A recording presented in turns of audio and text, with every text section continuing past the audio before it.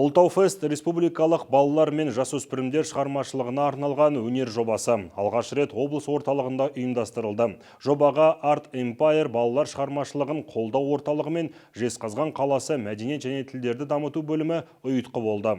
Жас өрендер арасындағы байқауға өңірімізде 1000-ға жуық қатысушы жиналды. Олар 5 жас деңгейі мен 5 номинация бойынша өзара мықтыны іріктеді.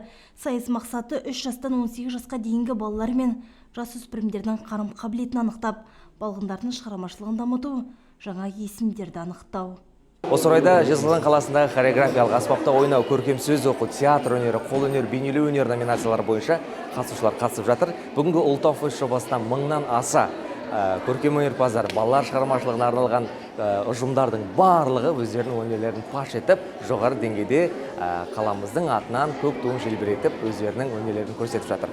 Art Empire шығармашылық орталығымен енді бізде үлкен алдағы уақытта жобамыз бар. Бірлескен жоба амандық болса келесі жылы республикалық деңгейде эстрада жұлдыздарының қатысуымен үлкен фестиваль ұйымдастырылады. Бүлдіршіндер арасындағы жарыс республика көлемінде бірнеше жылдан бері тұрақты ұйымдастырылып келеді. Жезқазған қаласында да өзінің реттік саны бойынша өткізіліп отыр. Жобада ең мықты деген қызлар алқасы төрелік етті.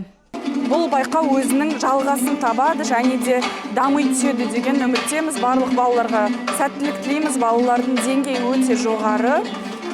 Жалпы дайындықтарын бағалай өтетін болсақ, әр ұстаз өзінің жобасына өте жақсы деңгейде қараған, көп еңбек сіңірген деп айта аламын. Ұстаздарға және оқушыларға, олардың ата-аналарына үлкен алғыс білдіреміз. Қатысушылардың сахнадағы өнер көрсетудегі жалпы ұзақтығы 3,5 минутты құрады. Театр өнері спектакльдері үшін 8-10 минуттық уақыт берілді. Фестивальде тек репертуар, орындау шеберлігі, сахна тілі, сахналық костюмы бағаланды. Өнерлі әрі озық балалардың басын қосқан бірегей жобадан өткендер, яғни супер гран-при иегерлері телевизиялық түсірілімге шақырылады.